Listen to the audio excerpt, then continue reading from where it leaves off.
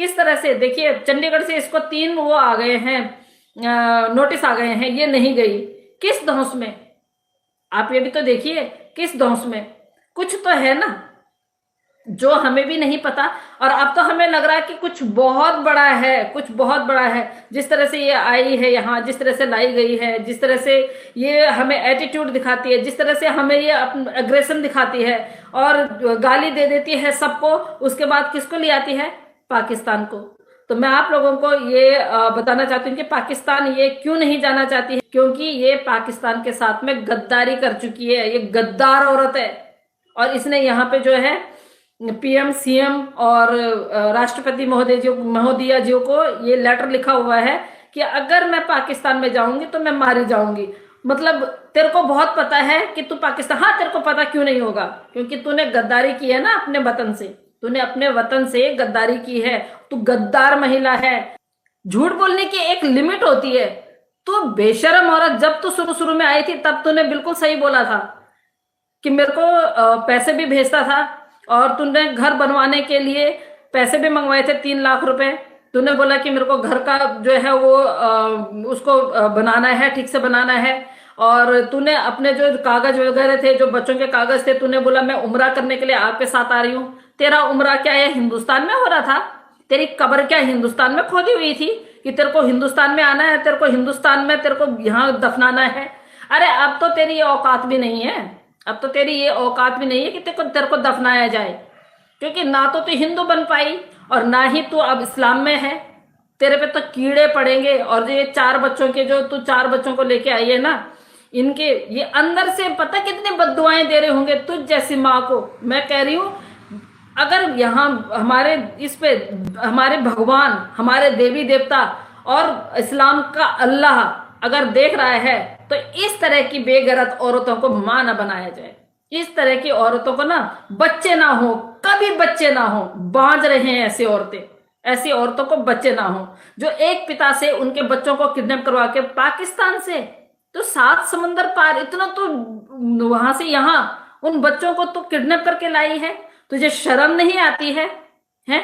और जितने कसूरवार तो है ना, तुझसे ज्यादा कसूरवार ये दोगले, बेशरम, बेगैरत ये लोग हैं जिन्होंने तुझे अपने घर में शरण दे रखी है। हमारा बस चले ना तो बाहर निकाल निकाल के ना डंडियों से वो पिटाई करे ना इन दोनों बाप बेटों की, वो पिटाई करे ना इन दोनों बाप बेटों की, कि जिंदगी में ये याद रखेंगे कि किसको बोलते हैं कि किसी दूसरे। और फिर उस औरत को तुमने यहां पे रखा है कि मतलब जो औरत अपना पति का सब कुछ बेच के आ गई है। अरे बेशर्मो, एक औरत की कमाई खा रहे हो, चलो वो आ गई है, मान लिया वो आ गई है। इतने बेशर्म परिवार है भिखारी। मतलब क्या ही बोलूं मैं, क्योंकि मैं गाली नहीं देना चाहती हूँ उनको भी नहीं देना चाहती हूँ। और इसको बेशर्म को तो क्या ही गाली दूं। अब तो ये फंस गई है जाल में, तो फंस गई है। खैर जो भी है, तो मैं बिल्कुल ये इसको इसलिए आप लोगों के सामने बोल रही हूँ कि ताकि आप लोगों को इमेजिन हो कि यार ये औरत क्या करके आई है। फौजिया मेमन साहिबा, स्वागत है आपका, थैंक यू सो मच। तो आप लोगों को यार पीछे, थोड़ा सा पीछे जाके सोचिए, इस औरत ने लोगों को कितना बेवकूफ बनाया। इसने हमारे उसमें मीडिया में क्या जवाब दिए, इसने हमारे मीडिया में क्या क्या बोला, और वो चीजों को लेके यह मुकर गई है, उन चीजों को लेके मुकर गई है ये बेशरम बेगैरत औरत। पहले इसने सारा कुछ खूब बोला, इसने वो भी है अभी क्या बोलते हैं, वो भी एक उसमें इसने दिया था, एक इंटरव्यू दिया था इसने कि अच्छा हैदर अगर मेरे को इतना ही प्यार करता है तो हैदर आप मुझे तलाक दे दीजिए। अबे बेशरम औरत, जब तूने बोला कि मैंने तलाक ले लिया 5 साल पहले, तो तब तेरी गैरत कहाँ गई हुई थी? तूने बोला 5 साल पहले तूने तलाक ले लिया था। तेरी छोटी बिटिया जो है, तू कहती है कि इसने कभी भी बच्चों को, अरे वो मर्द है, वो हर चीज तेरे को कमा के दे रहा है। जब यहाँ पाकिस्तान में था तब उसने रिक्शा चला के तेरे ख्वाहिशें थी, बच्चों की ख्वाहिशें थी, वो पूरी करी। तो तेरा बच्चा पैदा करने में तेरे साथ में वो बैठते, वो जाते उस वाली टेबल पे लेटते जिस टेबल पे तू लेटती थी, बेवकूफ औरत।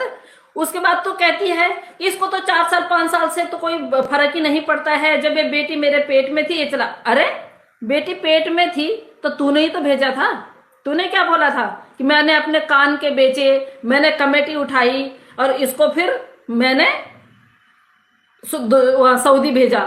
तो किसने भेजा? तूने भेजा ना, अपने फायदे के लिए ना। उसके बाद तूने क्या रंग रंगलियां मनाई, उस पे मैं नहीं जाऊंगी, मैं बिल्कुल भी नहीं जाऊंगी उस पे। लेकिन जो अपने घर में तुझे जिन्होंने अपने घर में रखा हुआ है, अरे कम बख्तों, ना मर्दों, तुम मर्द नहीं हो। तुम अगर तुम उसको बोलते हो कि तुमने बहू, पहले इनलीगल है वो, इनलीगल बहू, तुम्हें शर्म नहीं आती है? तुम्हारी नाक कटी पड़ी है, तुम्हें कमाने का कोई जरिया नहीं पता है, तुम कमा नहीं सकते हैं। जब तक वो नहीं आई थी तब तुम क्या जहर खा रहे थे? उसके ठुमकों की कमाई तुम खा रहे हो, उसके ठुमकों की कमाई उसका भ्राताश्री खा रहा है।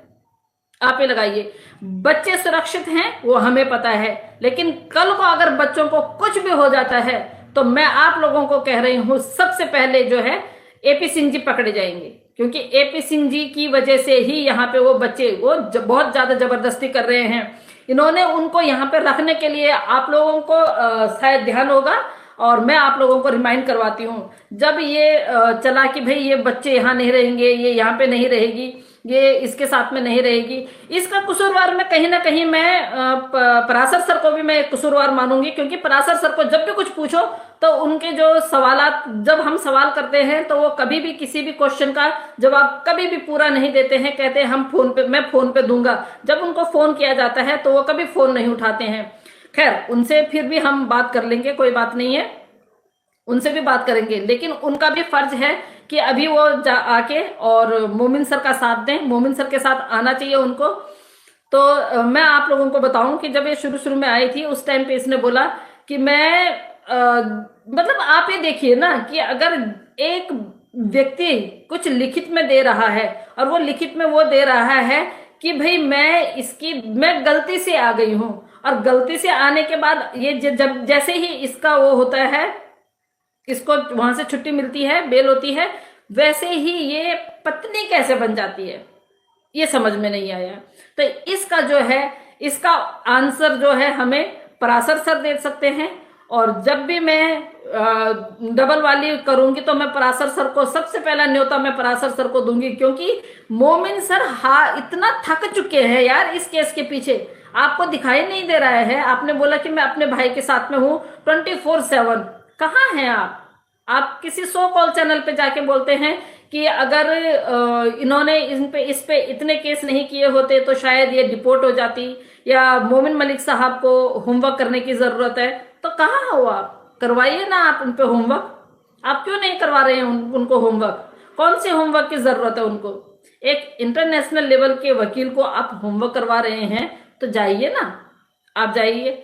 अब तो आपसे क्वेश्चन पूछने का हमारा बहुत वो है, बहुत ज्यादा अधिकार है, क्योंकि ये बेगरत औरत जो है, तेरी सजा सच में मौत बनती है। जा तो अपने देश, अब नहीं चाहिए तो हम यहाँ पे वो बच्चे अपने सुरक्षित अपने पिता के पास पहुंच जाएं।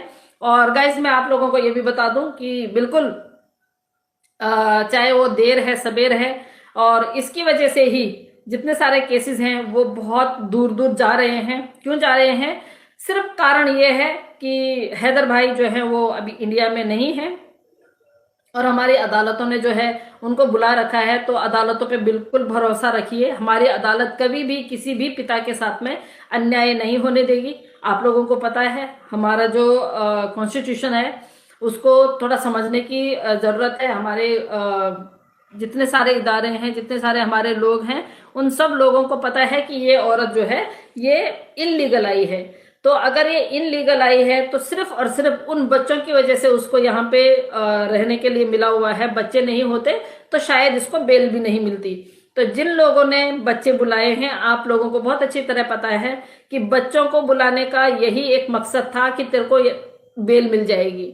बेल मिल गई उसको, और जिस तरह से ये यहाँ पे रह रही है, आपने देखा होगा पहले इसने हर किसी को गाली गलौज, तू तड़ाका, ये वो, पाकिस्तान वालों को भी गाली गलौज। और अभी भी मतलब आप ये देखिए ना, औरत का मतलब, इस औरत को मतलब सल्यूट करती हूँ मैं भाई इस औरत को। इसको पता है, इसके पर खच्चे उड़ चुके हैं, इसके परखच्चे उड़ चुके हैं जब से मोमिन सर ने बोला है कि मैं लाइव आके कुछ नहीं बताऊंगा। इसकी हालत वो हो रखी है ना कि जैसे बिना बिना पानी की जो मछली तड़पती है ना, ये वैसा तड़पती है। ये सिर्फ ये जो 5-7 मिनट की जो ये वीडियो बनाती है ना, इसमें ये खुश है, बाकी ये खुश नहीं है। आप लोग यकीन कीजिए, ये बिल्कुल भी खुश नहीं है और ये कभी खुश रह भी नहीं सकती है। जितने आंसू हैदर भाई के गिरे हैं, उतने आंसू सचिन मीना के परिवार पे और इस औरत पे लगेंगे।